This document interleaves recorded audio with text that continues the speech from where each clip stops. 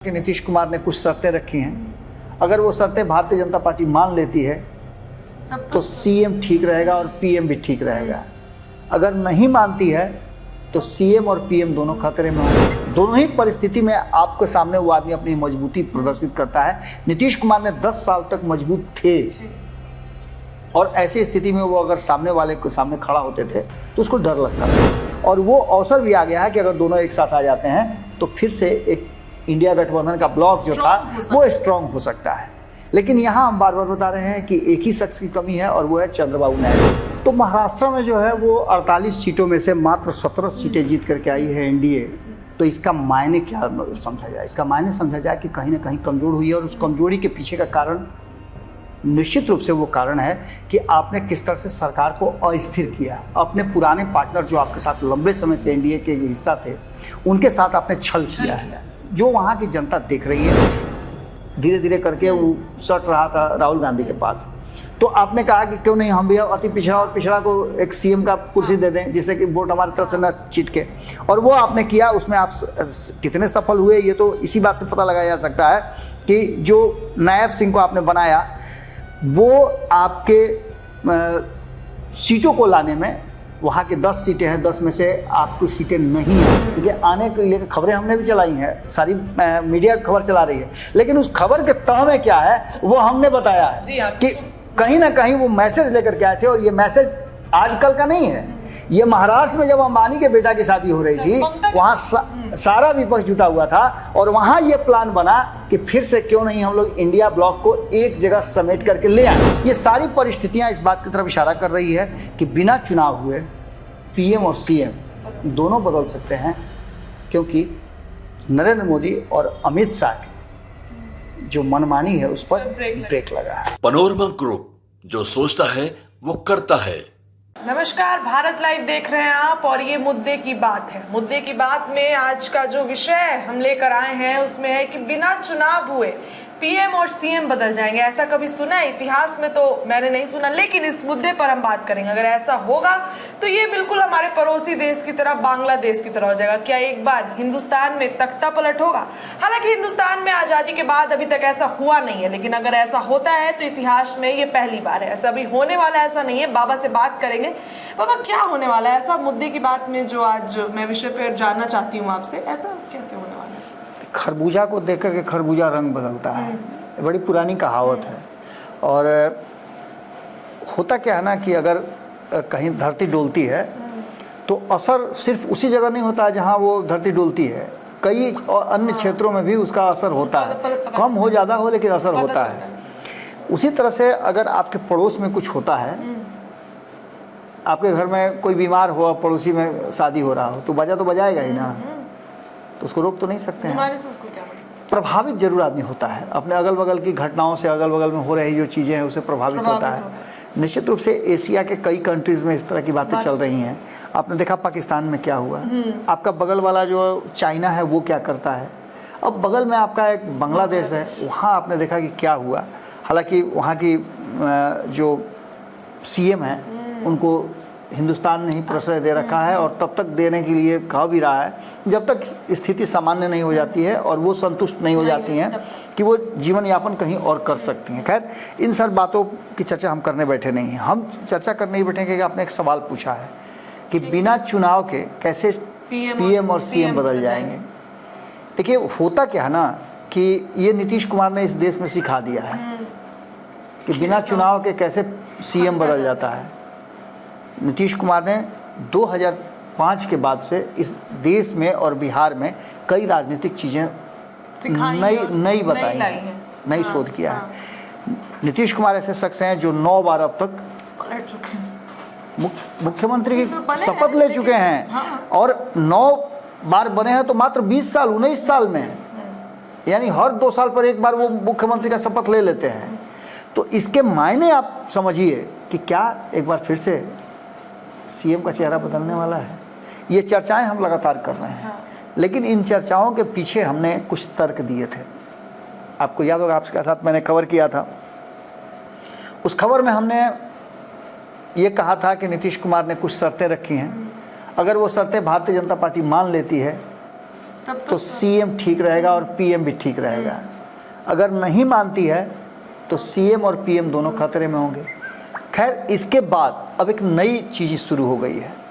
जब ये लगातार सब कुछ चल रहा था तो आप जानती हैं कि जब आपका स्कूल वगैरह में आप देखती होंगी कोई बदमाश बच्चा है तो अपने गैंग के साथ रहता है तो बदमाशी करता है, किसी को मार दिया, किसी को ठेल दिया, लेकिन अकेले पकड़ा जाए तब क्या होगा?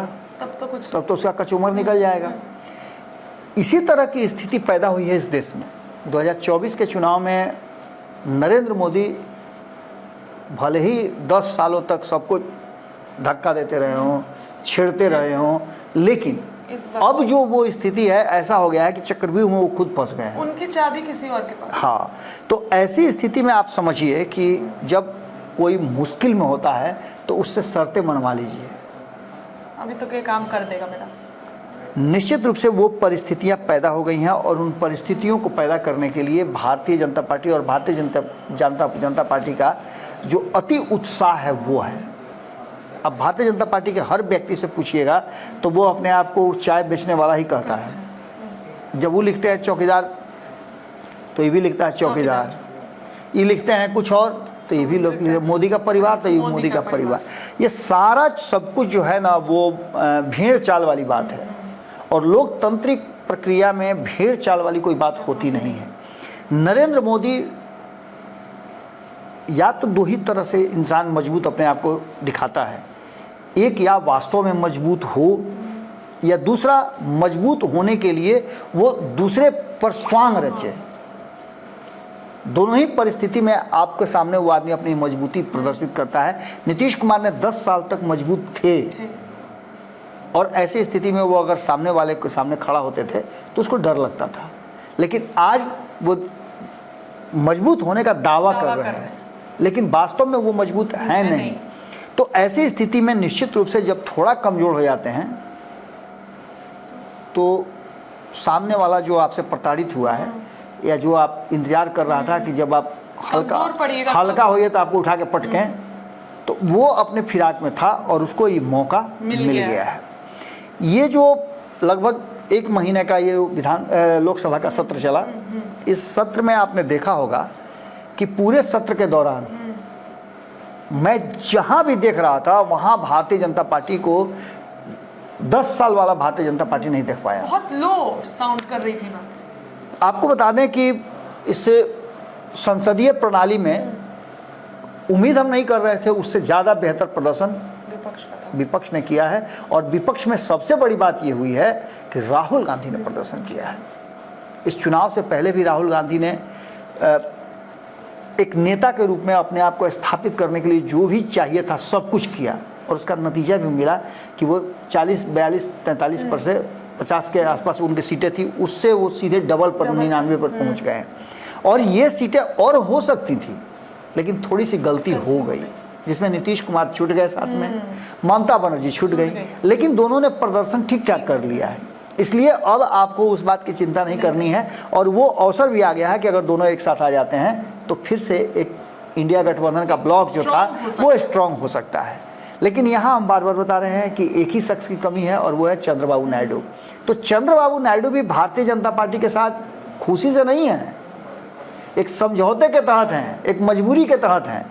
लेकिन अब इन सारी बातों के साथ साथ जब आप ये पूछ रही हैं तो निश्चित रूप से बताना तो पड़ेगा कि कैसे बिना चुनाव हुए होगा ये सब। तो सबसे बड़ी बात कि भारतीय जनता पार्टी इंतजार कर रही है और ये बात विपक्ष समझ चुका है कि भारतीय जनता पार्टी और मजबूत होने का इंतजार कर रही है। कैसे? तो 4 राज्यों में इसी साल चुनाव होने वाले हैं। उन चुनाव में जो वर्तमान परिस्थिति है, अगर जम्मू कश्मीर की बात करें तो भारतीय जनता पार्टी आशान्वित है कि वहाँ वो अपनी सरकार बनाएगी, क्योंकि धारा 370 पर उसने काम किया और धारा 370 के बाद पहला ये अवसर होगा जब वहाँ विधानसभा के चुनाव होंगे। वहाँ सीटें भी बढ़ाई गई हैं, अब वहाँ सीटें 47 हैं, तो यानी 47 सीटों पे चुनाव होगा।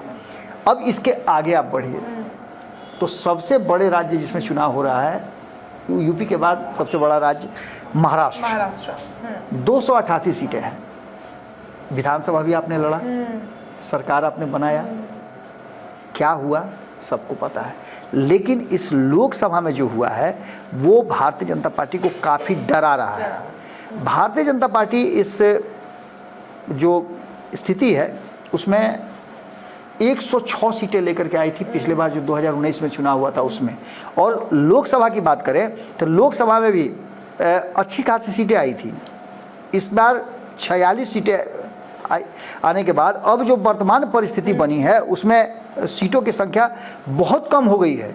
तो महाराष्ट्र में जो है वो 48 सीटों में से मात्र 17 सीटें जीत करके आई है एनडीए। तो इसका मायने क्या समझा जाए? इसका मायने समझा जाए कि कहीं ना कहीं कमज़ोर हुई है, और उस कमजोरी के पीछे का कारण निश्चित रूप से वो कारण है कि आपने किस तरह से सरकार को अस्थिर किया। अपने पुराने पार्टनर जो आपके साथ लंबे समय से एनडीए के हिस्सा थे उनके साथ आपने छल किया है, जो वहाँ की जनता देख रही है। शिवसेना टूटी, 2 पार्ट उसके हुए, एनसीपी टूटी, उसके 2 पार्ट हुए। और ये महाराष्ट्र की जनता ने देखा है, और कहा जाता है कि जो महाराष्ट्र है वो इकोनॉमिकल कैपिटल है इंडिया का। तो ऐसी स्थिति में आप समझ सकते हैं कि निश्चित रूप से महाराष्ट्र जो है वो एक अलग तरह का एक्ट करेगा। और इस एक्ट में आप जैसे देश के चुनाव में 400 के पार वाला नारा लग रहा था, नारा लगाए थे, यहाँ भी 200 के पार वाला आप नारा लगा रहे हैं। लेकिन ये नारा कितना सफल होता है ये देखना दिलचस्प होगा, क्योंकि अभी अभी आप वहाँ बुरी तरह से परास्त होकर के आए हैं। आप अपनी जीती हुई सीटें भी वहाँ से लूज कर गए हैं। और ये वो फंडा है जिस फंडा के बारे में हम लास्ट में बताएंगे कि ये नियम और महाराष्ट्र का जो प्लान है वो किसने बनाया था, हम सबसे लास्ट में बताएंगे। इसके बाद बात करें हरियाणा की। हरियाणा में भी चुनाव है, और हरियाणा में पिछले 2 टर्म से आपकी सरकार है। लेकिन इसी हरियाणा में इस बार जो आपकी स्थिति हुई है वो काफ़ी बद से बदतर हुई है। हरियाणा में पहले तो आपने वहाँ की के सीएम को बदला। आपने कोशिश किया कि सीएम को बदल करके हम वहाँ एक गेम करें।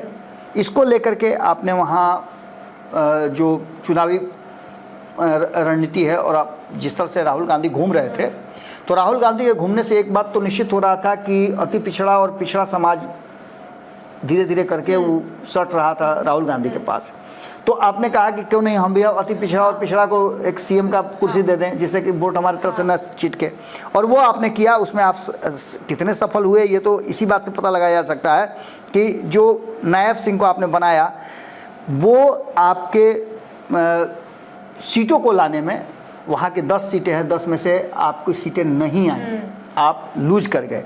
तो ऐसी स्थिति में एक बात तो साफ नज़र आता है कि यहाँ भी आप कहीं ना कहीं मुश्किल में हैं, और ये मुश्किल कमज़ोर कड़ी के रूप में सामने आ रहा है। बात अगर हम झारखंड की करें तो झारखंड में भी इसी तरह का कुछ खेल आपने किया। खेल तो आपने और कई राज्यों में किया है, लेकिन झारखंड में जिस तरह से क्लीन चिट मिल करके और हेमंत सोरेन एक बार फिर से मुख्यमंत्री की कुर्सी पर आए, उनके परिवार में उनकी जो भाभी हैं सीता सोरेन, उनके माध्यम से कोशिश की गई थी कि जो झारखंड मुक्ति मोर्चा है, जेएमएम है, उसमें टूट हो और इस टूट के बाद भारतीय जनता पार्टी वहाँ सरकार बनाने की स्थिति में आ जाए।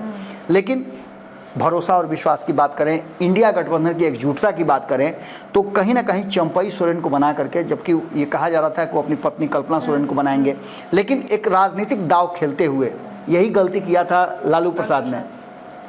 इससे हेमंत सोरेन ने कहीं ना कहीं सीखा। आपको याद होगा कि हमने वो खबर भी किया था कि जब ये चर्चा चल रहा था कि हेमंत सोरेन की जगह पर कौन बनेगा सीएम, तो कल्पना सोरेन उस मीटिंग में बैठी हुई थी और वही अध्यक्षता भी कर रही थी। तो कहा जा रहा था कि लालू की तरफ वहाँ भी फैसला लेंगे, लेकिन उन्होंने अचानक से एक फैसला लिया और फैसला लेकर के चंपई सोरेन को बनाया, जो उनका काफ़ी सफल फैसला रहा और बहुत कैलकुलेटेड बिल्कुल था ये। अब ऐसी स्थिति में पार्टी भी बच गई और आप पुनः सीएम भी बन गए। तो यहाँ की स्थिति भी आप देख लीजिए, तो यहाँ भी लगभग वही स्थिति पैदा हो रही है, और यहाँ भी कहीं ना कहीं वो मामला सामने नहीं आ रहा है जो मामला सामने आना चाहिए था, यानी मजबूती यहाँ भी झारखंड में भी नहीं हो रही है। तो ऐसी स्थिति में कहीं ना कहीं अब क्या किया जा सकता है? ये पूरा का पूरा झारखंड का भी प्लान बनाया हुआ किसी और का था, जिसकी चर्चा हम पहले से करते आ रहे हैं, यानी कि बंगाल, बिहार, उत्तर प्रदेश, झारखंड और महाराष्ट्र, इन 5 राज्यों को मिलाकर के एक शख्स ने बनाया था एक प्लान। 162 का प्लान था, जो बाद में 78 का हो गया। अब ऐसी स्थिति में आप समझ सकती हैं कि ये पूरा का पूरा खेल था कि बिहार की 40 में से अधिकांश सीटें जीत ली जाए, और अगर उधर होते नीतीश कुमार तो निश्चित रूप से आपको लग रहा है कि 12 सीटें जीत करके आए हैं। नहीं 12 जीतते, लेकिन 50-50 का जो रेशियो हम लोग बता रहे थे और जो आंकड़े आ रहे थे वो तो हो सकता था। उत्तर प्रदेश में 50-50 भी आप नहीं आए, आपका जीता हुआ सीट हार गया। आपका वही हाल हुआ झारखंड में भी आपने अपनी जीती हुई सीटें लूज किए, और महाराष्ट्र में तो आपकी जमकर किरकिरी हो गई, जो जीते थे वो भी चले। बाकी आप पश्चिम बंगाल में देख लीजिए, ममता बनर्जी ने आपको पटकनी ऐसी दी कि कहीं के नहीं रह गए।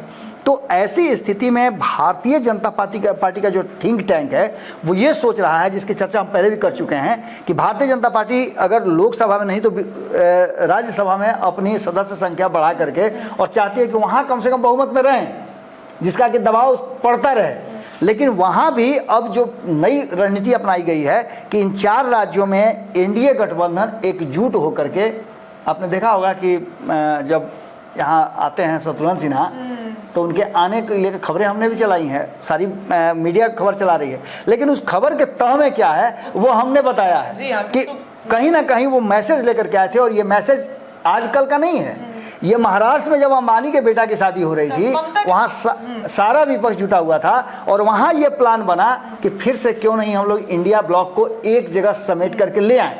जो कमी बेसी रह गई हम लोग समझ गए कि नहीं, नीतीश कुमार ने जो प्लान बनाया था वो बहुत सॉलिड प्लान था, और उस प्लान से हम सत्ता तक भी आ सकते थे, लेकिन हमारे बिखरने को लेकर के जनता में जो भरोसा और विश्वास चाहिए था वो हम नहीं जीत पाए।